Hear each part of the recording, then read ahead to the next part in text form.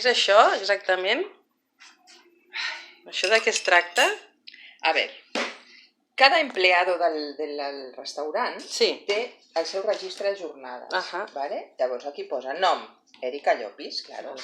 Passes. Quants treballadors tens aquí, recordem-ho? Un treballador que treballa 4 hores setmanals. Vale. Empresa, Festuc. Treballador, Erika, que ja ho posa aquí, però bueno, no passa nada, ho tornem a posar. Mes, abril. El NIF del Festuc, el NIF de la Erika, molt bé. L'any, això qui li has d'ensenyar exactament? No, això és per mi. I t'obliguen a tenir-ho? Sí, clar, perquè és per si no me'n recordo. Vale. Llavors, clar, només ve els dissabtes. Entra a les 12 i ho firma, i surt a les 4 i ho firma. Total, 1, 2, 3... 4 hores. Molt bé. Següent dissabte, total, 16. Perfecte, molt bé, ja tenim el mes d'abril. Ara passem pàgina.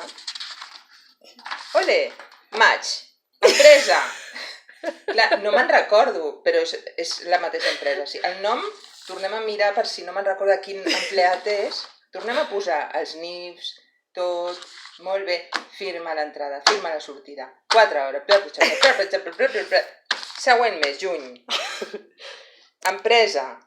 Anda, és la mateixa empresa i el mateix treballador, perquè com que és el mateix llibre d'un treballador que es diu Erika, aquí tornarem a posar el nom, el NIF i tot el rotllo patatero de tot el llibre anual. Això t'obliguen a tenir-ho? És una obligació? Sí, és obligació. Qui t'obliga? M'obliga la senyora, molt il·lustríssima, com es diu? Bueno, si no saps el nom és igual.